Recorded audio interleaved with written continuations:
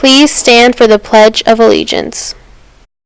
I pledge allegiance to the flag of the United States of America and to the republic for which it stands, one nation, under God, indivisible, with liberty and justice for all.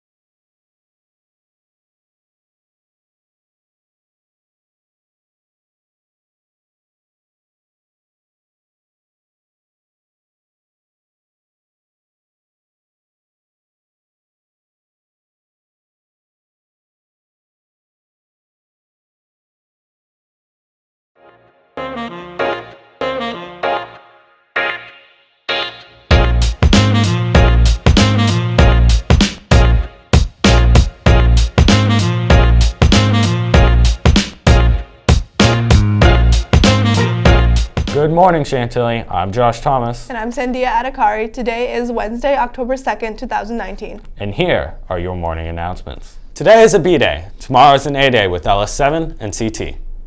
Today's Spirit Day is NASA Day. Tomorrow is Jersey Day. Golf competes in a regional tournament this morning. The Movie Dudes are back to talk about their favorite space-themed movies.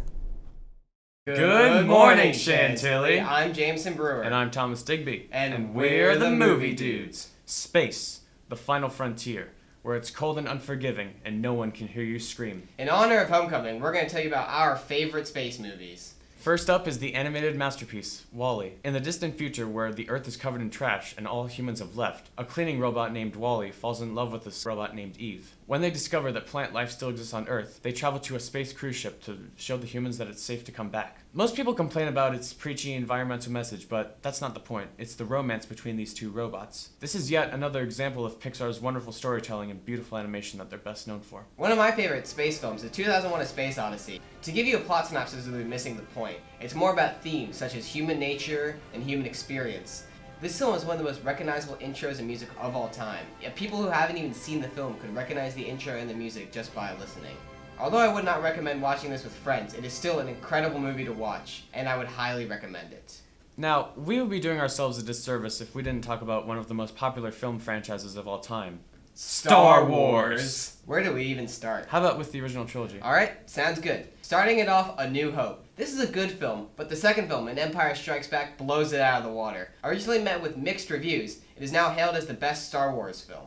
With the famous line, Spoiler alert! No, I am your father.